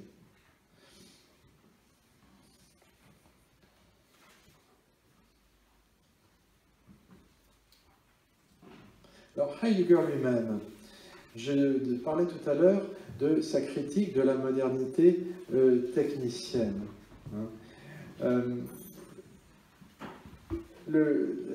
L'extraordinaire habileté de Heidegger a été, après 1945, lui qui était mis en accusation, qui était interdit d'enseignement par la commission de Fribourg jusqu'en 1951, de se retourner et de se faire lui-même accusateur de la modernité. De cette figure de ce qu'il va nommer le Gestalt, le dispositif planétaire de la technique qui conduit à l'arraisonnement des énergies et des hommes. Et ce thème de l'après-guerre, cette critique de la technique, a chez lui pour but de faire croire à une prise de distance à l'égard du national-socialisme qui se serait produite dès le milieu des années 30. C'est-à-dire qu'il s'agit, je reviens un peu à Heidegger pour vous montrer comment la position d'Arendt va se greffer sur celle de Heidegger. Il s'agit pour Heidegger de laisser penser que sa critique du nihilisme et de la technique porte en elle, dès le milieu des années 30, une critique du nazisme même. En réalité, cette stratégie est passée par une réécriture, une véritable autofalsification de ses cours et de ses conférences des années 30. Je donnerai un exemple entre 100. En 1971, Heidegger édite, 5 ans avant sa disparition, son cours de 1936 sur Schelling, mais il supprime une phrase clé. Dans cette phrase, Heidegger disait à ses étudiants, il faisait crédit à Mussolini et à Hitler d'avoir su déclencher en Europe, à partir de leur compréhension de Nietzsche, des contre-mouvements au nihilisme européen. Donc, en 1936, pour Heidegger, le national-socialisme hitlérien représente, de façon toute positive, un contre-mouvement destiné à surmonter le nihilisme. Dans les années 50-70, au contraire, Heidegger laisse entendre, en réécrivant ses cours et ses conférences, que le nazisme aurait représenté lui-même une modalité de la technique moderne qu'il aurait critiquée dès le milieu des années 30. Et notamment, il a réécrit une conférence de 1938 qu'il a publiée en 1950 sur l'époque des images du monde. C'est justement Sidonie Kellerer, dont je vous ai parlé tout à l'heure, cette chercheuse franco-allemande qui a, travaillant dans les archives de Marbach, découvert ce point. Cette auto-falsification de ces textes va conduire à, finalement, la situation curieuse de faire que Heidegger, qui devrait être perçu comme un cas exemplaire et une illustration dans le champ philosophique de la vision du monde national-socialiste, est devenu tout au contraire source d'inspiration à partir de laquelle, pour certains, il pouvait devenir possible de penser le nazisme. C'est ce que répéteront Derrida, la Coulabart, etc. Donc je critique cette position, non pas du tout pour prétendre que Derrida ou la Coulabart auraient quoi que ce soit nazi, je ne le pense pas une seconde, bien sûr, mais ils se sont laissés prendre par ce retournement stratégique de Heidegger, et vous voyez, Heidegger d'accuser est devenu accusateur. Et il est devenu la référence pour entre guillemets, penser le nazisme. Alors, dans ce retournement, il ne s'agit pas seulement pour Heidegger de se disculper de son engagement radical dans le nazisme, il s'agit aussi de faire retomber la responsabilité de l'avènement du nazisme sur ce qu'il nomme la raison calculante, propre à la modernité depuis Descartes, rendue ainsi responsable du dispositif de la technique moderne, dont le nazisme n'aura représenté que l'un des avatars. Ce qui fait qu'on a un renversement complet de l'histoire. Ce n'est plus la vision du monde raciste, antisémite, génocidaire de Rosenberg, de Chamberlain, etc., qui sont à l'origine, mais c'est l'individualisme et la rationalité de l'époque moderne, de Descartes aux Lumières, qui se trouvent rendus responsables des pires errements du XXe siècle. Et dans ces conférences de Brême de l'année 49, qui sont un dispositif majeur. Heidegger, dans une phrase qu'il enlèvera de son vivant, qui ne sera connu qu'après sa mort, ira jusqu'à affirmer que ce qu'il nomme la fabrication de cadavres dans les chambres à gaz et les camps d'extermination n'aurait représenté que l'une des manifestations du dispositif technique planétaire, au même titre, par exemple, que, dit-il, l'agriculture motorisée.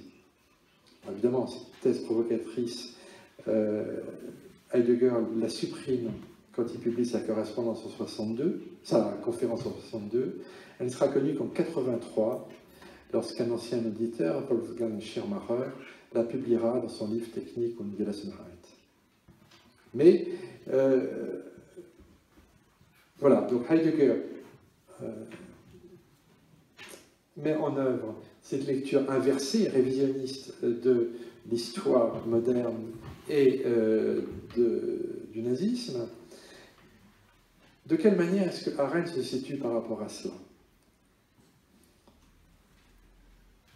Alors Arendt, bien entendu, n'a pas lu Les Cahiers Noirs, je pense. Elle n'a pas lu non plus le cours que citait tout à l'heure Jean-Pierre Marchand, mais elle sait pas mal de choses. En 1932, Arendt envoie à Heidegger une lettre où elle lui demande des comptes sur sa réputation d'antisémite enragé. Enragierten Antisemitismus, antisémitisme enragé. On n'a pas la lettre de Arendt, mais on a la réponse de Heidegger, où Heidegger lui dit qu'il n'a rien personnellement contre Cassirer, Husserl, mais qu'il est entouré d'étudiants juifs. Il y a quelque chose là qui est extrêmement désagréable dans sa réponse, une sorte de colère en disant tous ceux qui veulent faire des thèses avec moi, qui veulent aller dans mon séminaire, ce sont des juifs. Alors même qu'on sait que depuis 1933, il n'accepte plus de faire passer des thèses ou des habilitations à des étudiants, entre guillemets, non-ariens. Et là, si vous voulez, le problème, c'est que bon, vous avez un très bon germaniste, Clemens Kornschlegel, qui a écrit des études très critiques sur justement cette lettre de Heidegger, en montrant à quel point elle est antisémite, mais le traducteur français chez Gallimard a falsifié le texte en mettant ce prétendu antisémitisme, hein, comme si Heidegger s'en disculpait. Donc là, il y a quelque chose qu'on n'a pas assez perçu. D'autre part, Arendt connaît donc l'éloge heideggerien de la vérité interne et grandeur du mouvement national-socialiste publié en 1953. Hein. Et malgré cela, donc, elle va se faire l'avocate de Heidegger. Au point que, non seulement elle verra en lui un roi secret dans le royaume du pensée, mais en 1969, dans le livre d'or que publie Klostermann pour les 80 ans de Heidegger, elle présente le pensée heideggerien comme paradigme même de la pensée. Alors, ce dithyrambe arendtien qui élève le pensée heideggerien au rang de paradigme de la pensée, relève-t-il d'une appréciation de pure philosophie? À ce propos, il faut prêter attention à ce que Arendt affirme au début d'un ouvrage posthume, La vue de l'esprit, paru en 1978. L'intérêt qu'elle porte, écrit-elle, aux activités de l'esprit a commencé lorsqu'elle a assisté en 1961 au procès Eichmann à Jérusalem. C'est ce qu'elle nomme l'absence de pensée de l'un des principaux responsables de la mise en œuvre de l'extermination des Juifs d'Europe qui aurait éveillé son intérêt. Donc, Arendt lie ces thématiques de la pensée à son expérience du procès d'Eichmann. Que penser de cette sorte de confession? Je crois qu'il ne faut pas exactement la prendre à la lettre, car si on regarde les textes de Arendt, sa thématisation de la pensée remonte en réalité au cours de Heidegger des années 51-52. Qu'appelle-t-on pensée? Dont Arendt a pu suivre plusieurs séances, et dont Heidegger lui a procuré l'intégralité du texte. Et ce sont 4 propositions négatives sur ce que la pensée n'est pas, qu'elle extrait du cours de Heidegger pour les mettre en exergue de la vie de l'esprit. Donc, si vous voulez, la relation entre Heidegger, paradigme de la pensée, Eichmann, exécutant la solution finale, prétendument sans pensée, ni dit-elle, sans motif, cette relation n'est pas de mon fait, elle est vraiment établie par le texte d'Arendt, son texte posthume, le début de La vie de l'esprit. Donc ce que l'on peut retenir de cela, c'est qu'elle juxtapose au début de La vie de l'esprit, d'une part la conception heideggerienne de la pensée, d'autre part cette évocation d'Eichmann comme sans pensée, et il s'agit de ce que j'ai décrit comme une structure bipolaire, une sorte de nouveau mythe moderne, formé par l'opposition entre Heidegger, le penseur paradigmatique, et Eichmann, l'exécutant, soi-disant sans pensée ni motif. Et c'est cette structure que j'ai entrepris d'interroger dans les chapitres conclusifs de mon livre sur Arendt et Heidegger. Alors, je crois que ce qui est réellement nouveau dans ma recherche, c'est d'avoir montré que ce dispositif trouve son origine dans la manière dont, dès la fin des années 40, Hannah Arendt étudie, envisage, interprète le national-socialisme et l'extermination des Juifs d'Europe.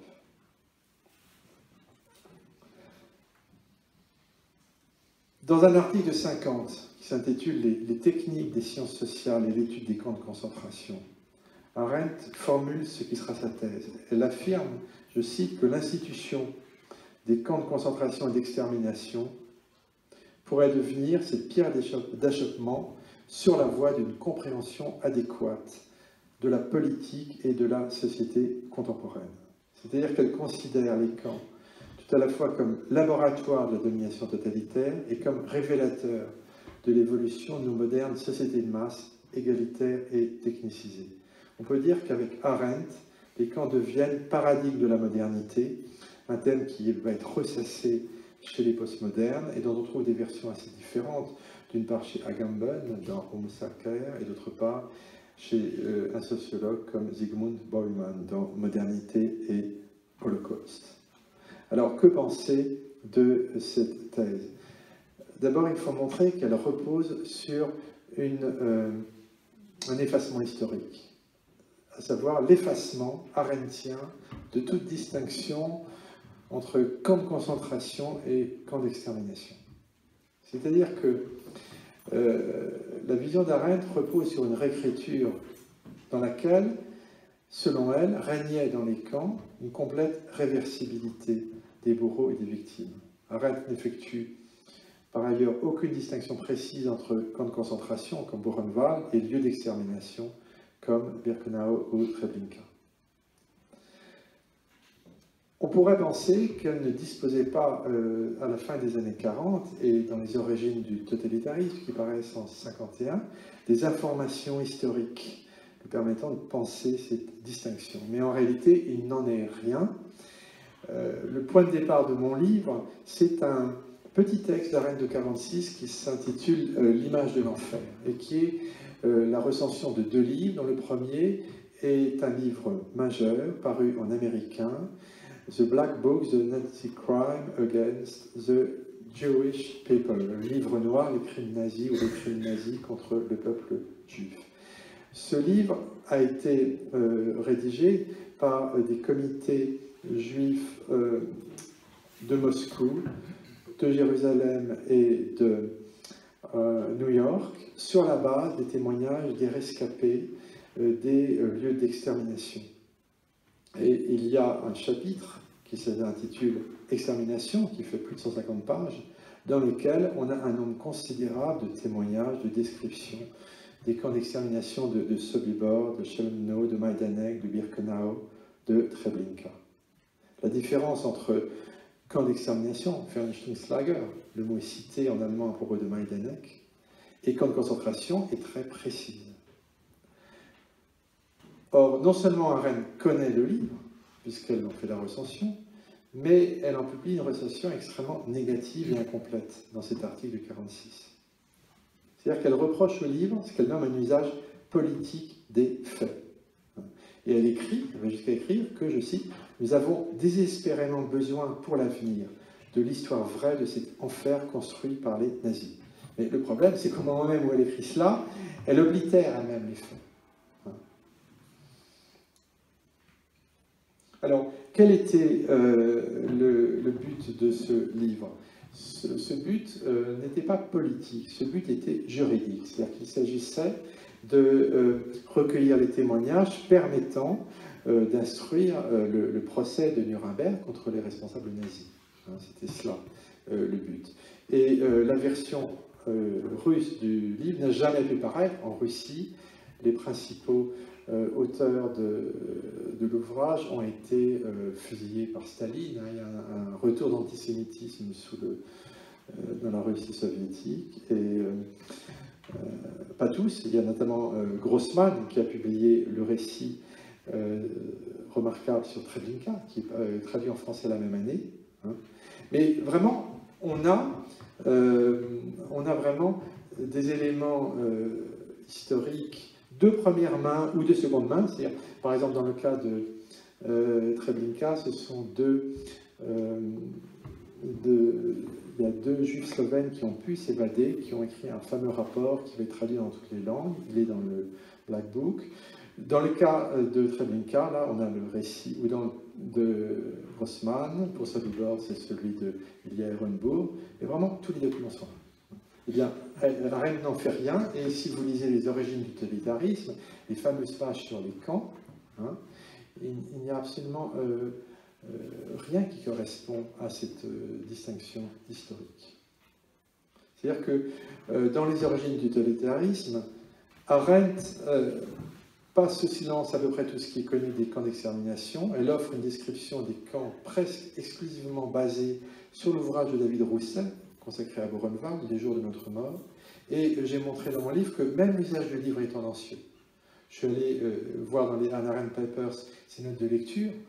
Même David Roussel montre qu'il y a eu des tentatives de révolte à Buchenwald, que même certains ont été pendus pour avoir tenté de se révolter, etc.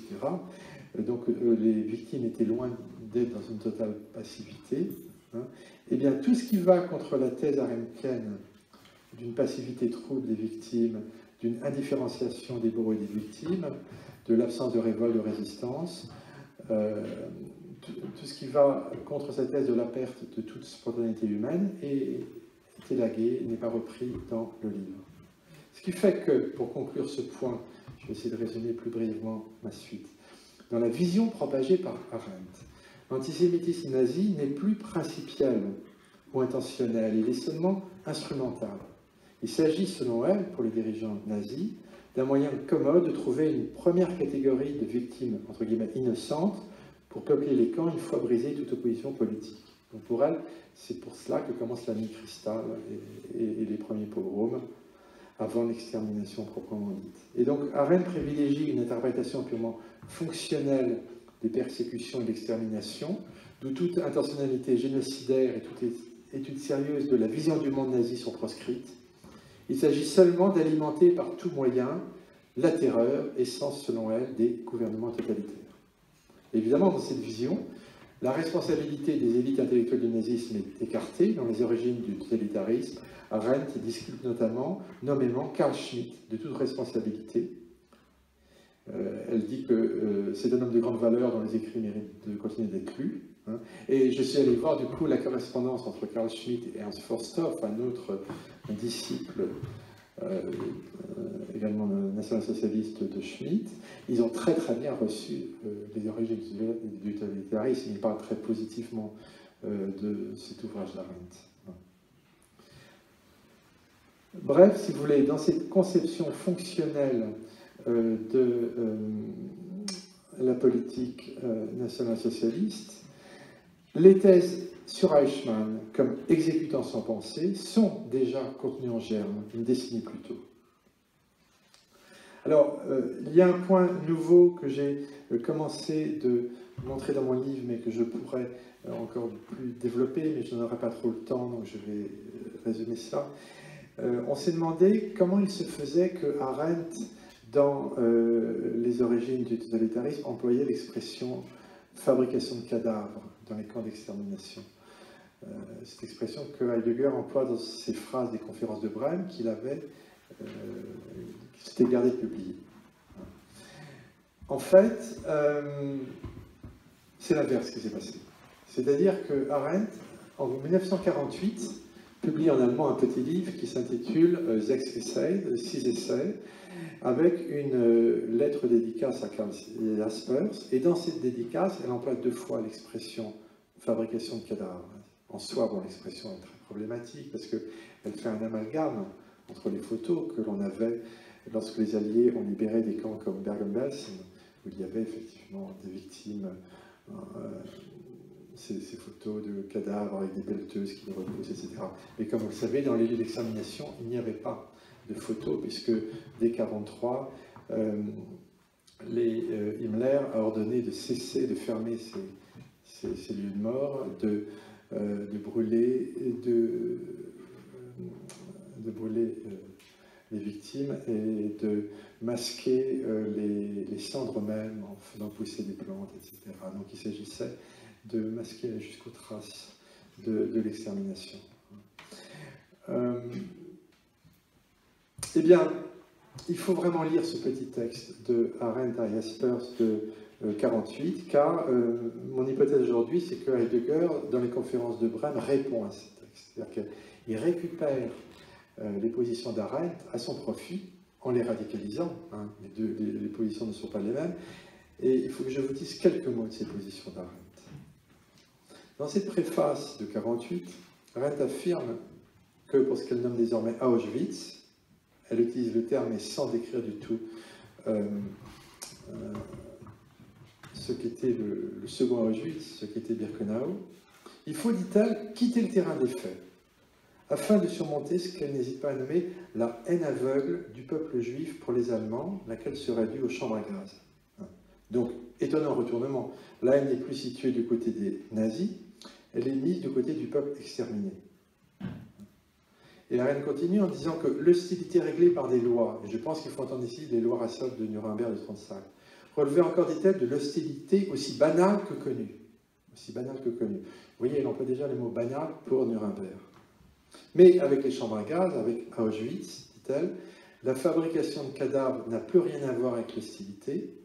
Il s'agit, selon elle, d'un événement radicalement irrationnel et abyssal qui dépasse toutes nos catégories politiques. Et Arendt n'hésite pas alors à comparer Auschwitz au déluge s'abattant sur Noé et son arche. Un déluge, dit-elle, qui peut encore s'abattre sur nous chaque jour. Et elle continue que si l'on s'en tient au terrain des faits, si on persiste à considérer que les chambres à gaz traduisaient une intention hostile, nous dirions aujourd'hui génocidaire, des nationaux-socialistes à l'égard du peuple juif, nous serions incités, prétend-elle, à perpétuer l'anéantissement de la même façon que les nazis fabriquaient des cadavres à Auschwitz. Or, si vous voulez, face à ce texte, je crois que le meilleur texte qu'on peut opposer à ce texte, c'est le texte Par-delà crime et châtiment. Ce texte extraordinaire dans lequel son auteur dit qu'au contraire, il faut laisser ouvert le différend entre les victimes et les bourreaux, jusqu'au moment où le droit pourra régler ce différend. Donc il faudra le procès d'Auschwitz qui se tiendra tard en Allemagne, qui se tiendra, etc. Jamais il n'y a eu de réversibilité, jamais les victimes n'ont réclamé que les nazis soient exterminés dans les chambres à gaz. Enfin, je veux dire, ce fantasme d'une haine, d'un retournement de la haine, est quelque chose qui est extrêmement problématique, évidemment, chez Arendt. On peut, avec ce texte, considérer qu'on est en présence d'un essai de réversibilité troublant, car il s'agit d'un mode de raisonnement trop connu, dont les nazis se font une spécialité après 1945. Par exemple, Heidegger, dans ses cahiers noirs, dans le dernier cahier publié, prétend que les Alliés ont transformé l'Allemagne, dit-il, en un gigantesque 4-7, gigantesque camp de concentration, et que c'est désormais l'anéantissement de l'Allemagne qui est à l'ordre du jour. Karl Schmitt également, dans le texte qu'il publie dans les prisons de Nuremberg, Captivité des Salus, ou dans son glossarium, journal antisémite écrit dans les années 47-51, mais publié très tardivement, se pose complaisamment en victime alors qu'il va pouvoir poursuivre une retraite active dans sa demeure de Plettenberg, avec autorisation de publier, donner des conférences dans l'Espagne de Franco, etc. Donc, ce qu'il faut dire et redire, c'est que rien n'est plus faux que cette prétendue réversibilité entre victimes juives et exterminateurs nazis. Encore une fois, l'intention des auteurs du livre noir vilipendé par Arendt n'est pas de faire subir au peuple allemand ce que les Juifs d'Europe avaient subi. Il n'y a aucune intention génocidaire, il n'y a pas de loi du talion. Il s'agit de porter sur le plan du droit international la réparation des crimes commis et d'enrichir le droit par le concept de crime contre l'humanité qui est aujourd'hui opératoire pour d'autres génocides. Donc il s'agit vraiment d'introduire dans le droit une catégorie nouvelle. Je pense donc qu'Heidegger a parcouru attentivement le texte d'Arendt et qu'il y répond à sa manière. Assimiler Auschwitz à un déluge, vous voyez à quel point c'est problématique. C'est une dilution des responsabilités nazies. C'est présenter la destruction des Juifs d'Europe non pas comme un programme intentionnel d'extermination de tout un peuple, mais comme un événement sans raison qui se situe quelque part entre le cataclysme naturel et le châtiment divin. Ce que la Shoah n'était évidemment pas, et qui pourrait frapper chacun d'entre nous à tout moment. Eh bien, l'auteur des conférences de Brême, Heidegger, va en tirer parti pour évoquer les chambres à gaz et les camps d'extermination, sans plus nommer les victimes juives ni les responsables nazis. La solution finale est réduite à une manifestation parmi d'autres du dispositif de la technique moderne. Alors, j'ai montré aussi que même le terme de Gestell a été tiré par Heidegger de sa lecture du texte d'Arendt. Encore une fois, j'essaie d'être nuancé, je ne veux pas dire que Heidegger et Arendt disent la même chose, au sens où je ne pense pas que Arendt ait jamais voulu l'affaire Nichtung, à la différence de Heidegger. Mais je soutiens que leurs discours vont dans des directions partiellement convergentes. C'est-à-dire qu'il est, à mon sens, manifeste que Heidegger a vu tout le parti qu'il pouvait tirer de cette préface d'Arendt à Jaspers pour présenter l'extermination nazie comme dispositif technique impersonnel, sans responsabilité politique inassignable, façon évidemment de se dédouaner lui-même. Et cette même année 48, c'est celle où Raoul Hilberg entreprend ses recherches. Là, il faudrait aussi rappeler que Arendt, lorsqu'elle a dû faire un rapport sur le livre, a au départ empêché sa publication par les presses de Princeton, mais je pourrais y revenir. Alors pour conclure, si vous voulez, Arendt est surtout connu pour son affirmation fameuse selon laquelle Eichmann représenterait la banalité du mal. Derrière ce concept assez opaque de banalité, il faut surtout voir ce qu'elle nomme l'absence de pensée. Non pas, dit-elle, le manque d'intelligence, mais l'absence de motifs propres. Et elle reprend cela un mot heideggerien. Heidegger thématise l'absence de pensée comme caractérisant l'homme de nos sociétés modernes. Et chez Arendt également, cette absence de pensée ne vaut pas seulement pour Eichmann, elle caractérise chez elle la condition de l'homme atomisé dans les sociétés de masse qui aurait perdu toute spontanéité, qui, dans le cas d'Eichmann, se satisfaisait d'obéir aux ordres. Alors, plusieurs historiens, à commencer par David Cesarani, cet historien anglais qui a écrit une remarquable biographie de Eichmann, ont montré que cette vision d'Eichmann reflète exactement la ligne suivie par la défense de l'accusé lors du procès de Jérusalem. Mais elle ne correspond en aucune façon à la personnalité réelle de celui qui désobéit aux ordres d'Himmler pour continuer l'extermination des Juifs hongrois quand Himmler lui demande d'arrêter. Alors, vous avez aussi le livre que vous devez connaître maintenant de Bettina Stangnes, cette philosophe allemande qui a d'abord fait une thèse sur Kant et qui ensuite a écrit un livre sur Eichmann avant Jérusalem, Eichmann en Argentine. Il y a ce texte étonnant. Vous savez, en Argentine, Eichmann enregistre 27 heures avec un national-socialiste, un SS hollandais, Sassen, Et à la toute fin, alors, le but de cet enregistrement, c'est de minimiser au maximum la responsabilité d'Eichmann dans l'extermination nazie, de se préparer à reprendre pied en Allemagne. Eichmann était allé jusqu'à écrire une lettre à Adenauer, en espérant ainsi pouvoir, peut-être avec un procès de quoi d'un an, quelques mois de prison, reprendre politiquement pied en Allemagne. Et à la toute fin, après donc ce travail de féminisation, de regretteur de l'histoire, d'un seul coup, Eichmann se lâche. Et il écrit ceci: à ce bureaucrate prudent s'était adjoint un combattant fanatique pour la liberté de mon sang. Ce qui sert mon peuple est pour moi un commandement et une loi sacrée. Je dois vous dire de bonne foi que si nous avions tué les 10,3 millions de juifs, j'aurais été satisfait et aurais dit, bien, nous avons anéanti un ennemi. Eh bien, d'une manière peut-être parallèle, sans vouloir mettre Heidegger sur le même plan que Eichmann, mais d'une manière un peu parallèle, Heidegger, dans les années 50-60, a réécrit ses textes, ses conférences, pour reprendre pied dans les démocraties d'après-guerre, avoir un auditoire attentif en Allemagne, en France, en Italie, etc., aux États-Unis. Il a enlevé par exemple la phrase, un de ses cours où il disait que la démocratie est la mort de l'Europe. Mais, comme si vous voulez, Eichmann, il lui fallait à la fin dire exactement ce qu'il pensait. Et il a programmé la publication de ses cahiers noirs, comme le télos, comme l'aboutissement de son œuvre intégrale. Donc on est dans ce moment précis de l'histoire où nous savons vers quoi tend exactement Heidegger.